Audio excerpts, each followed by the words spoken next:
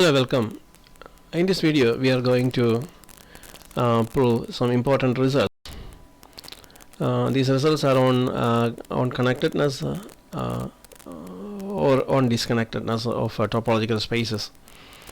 See the result. The statement. This result contains two statements m and n. We will prove the equivalence of these two statements. That means m is if and only the statement m is true if and only if n is the statement n is true. Or we want to show that the statement m if and only if the statement n. Actually m stands for x is a disconnected or x is a disconnected space. X is a disconnected space, and then n stands for x is the union of two separated sets. So when x is a disconnected space, actually we want to show that x is a disconnected space if and only if x is the union of two separated sets. That means m if and only if n. Okay, now to develop the proof, first we suppose that we begin the proof by using the supposition that x is disconnected. And we want to show that if x is disconnected, we want to show that x is the union of two separated sets. See, if x is disconnected, and then there exists two open sets A and B. There exists two non-empty open sets. They are disjoined. Two non-empty open sets, they are disjoined such that make the disconnection such that A union B equal to X. Then we know that A and B are closed also. So we have discussed that matter already. We know that we have proved that A and B are closed set.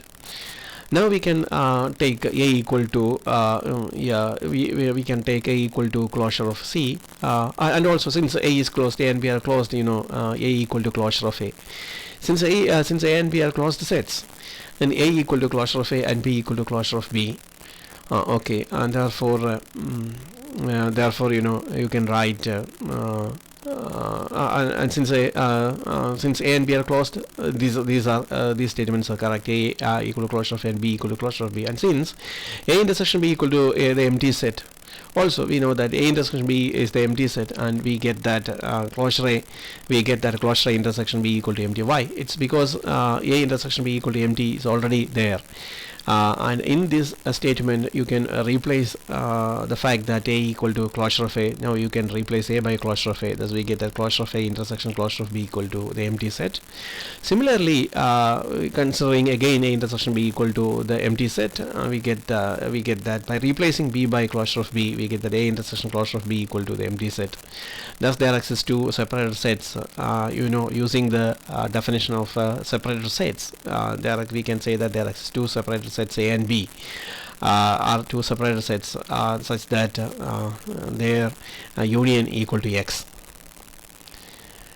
Conversely, suppose that X is the union of two separated sets, or the statement n is true. You just suppose that the statement n is true. And we want to show that X is then disconnected, or we want to show that the statement m is true. And let C and D be the two separated sets such that C union D equal to X. C and D be two separated sets which make a union equal to X. And then we define A equal to X minus C and B equal to X minus D. Okay, then say closure of C intersection, since closure of C intersection D equal to empty, since C and D are separated sets, using the definition of separated sets, we know that since C and D are separated sets, a closure of C intersection D equal to empty, we know. Similarly, C intersection closure of D is also empty. And now using the definition of A equal to X minus C and B equal to X minus D, here we can the statement 1 and 2 now implies that these are the statements 1 and 2. Consider the statement 1 and 2, and the statements 1 and 2 implies that if X is an element of X, if X in X is a limit point of C, then X is an element of C. C, if X is a limit point of the set C, then X is an element of C, and that is closure of C is a subset of C. Then closure of C is subset of C, and that means C is closed. Therefore C is closed. And then interchanging the role of C and D, we get that. Similarly, we can do one more thing, that we can interchange the role of C and D. We get that D is also closed. Thus we first we obtain that C is closed, and now we obtain that B is also closed by interchanging the role of C and D in the previous steps. Therefore C and D are open sets also. Since when C and D are closed sets, then C and D are open sets. Also it's because of the definition C, then C and D are open also, and because it's because C is equal to C equal to, because of the definition of C and D, it's because C is equal to X minus D and D is equal to X minus C, and they are open also. And we take that A equal to or we define A equal to X minus D and B equal to X minus C, and then A and B make a separation of X, so X is disconnected, and thus we get that the statement M is true. So if the statement N is true, then we get that the statement M is true. Next we shall show that X is disconnected. See, then there exists, if and only if there exists, X is disconnected if and only if there exists there is a continuous function from X onto the discrete 2-point space A comma B, set A comma B. See, we want to prove the equivalence of the statements M and N. So that is M, the statement M is X is disconnected, and the statement N is there X is a continuous function from the space X onto the discrete 2-point space set AB. To prove this, we suppose that actually we want to show M if and only if N, or the equivalence of the two statements. So suppose that M is true, and see, when M is true, we just suppose that M is true. That means X is then disconnected. If X is disconnected, then it's possible to find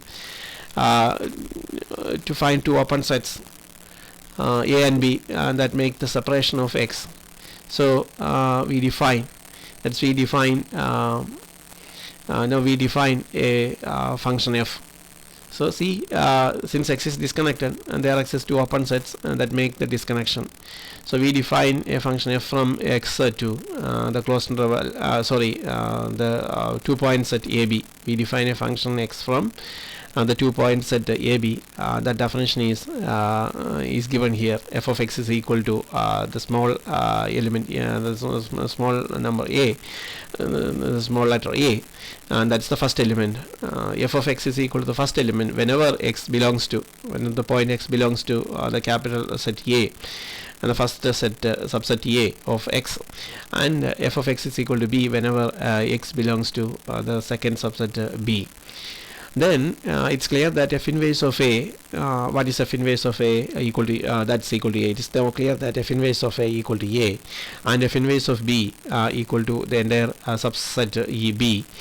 But A and B are open in X. See, we know that A and B are open in X. So with the function F is continuous. The function F is continuous whenever we have open sets in the second space. Its inverse images must be open in the first space. Since the second space is, or second set is the 2-point discrete set, 2-point set AB, and the only possibilities of open sets are A and B. The possibilities of open sets A, only the one of the one open set is A, set A, and the other open set is set B. And you can take the union of A and B also as the open set, that is union of A, that is the whole set AB is also open. That's also open, but its inverse image will be X itself, or F inverse of AB. We know that F inverse of AB equal to X, and that's also open. because X is the entire space, so it's open. Therefore, F inverse of AB is also open. And we have one more set. We can take one more set, that is the empty set here. So all the open sets that can be open subsets of the second set can be considered here. What are the open subsets? First subset is the empty set. Next one is set A, and then set B, and then the whole space, whole set set AB. So all the inverse images of all these open sets can be shown as open sets in the or open subsets of the first space X, and therefore the function f is continuous, and so the statement n is true. Conversely, suppose that n is true. We suppose that n is true, and then both f inverse of A and f inverse of B are open sets in X. Also, f inverse of AB, set AB, and f inverse of set or the null set, f inverse of the null set. These two sets are also open in X, and therefore, but that actually doesn't require here. We want only f inverse of A and f inverse of B, and they are both open in X. And also, X can be written as the union of f inverse of A and f inverse of B. X is equal to union of f inverse of A and f inverse of B. Since both A and B are images, some elements must be in C. Some element must be in f inverse of A and f inverse of B. C. Okay, since we know that both A and B are the points A and B are acting as images of some elements in the space X. See, they must be image of some element in the space X. Therefore, f inverse of A and f inverse of B cannot be empty set. Suppose f inverse of A is empty. You just suppose that f inverse, just imagine that f inverse of A is empty. Then what happens? Then there is no way to map the subset A to the set, the second set, set AB. There is no way to map first space to the second set AB, the set AB. So that that contradicts the fact that f is what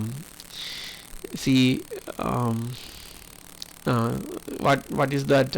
It's now assumed that if there exists there is a continuous function from X onto the discrete space. That contradicts the accepted assumption. As the supposition that we accept the fact that the function f is onto.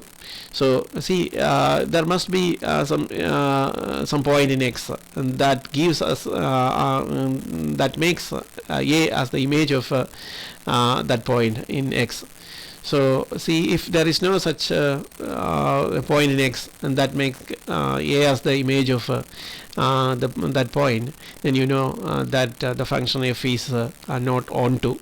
So that is against the supposition that there is a function from X onto the discrete space AB.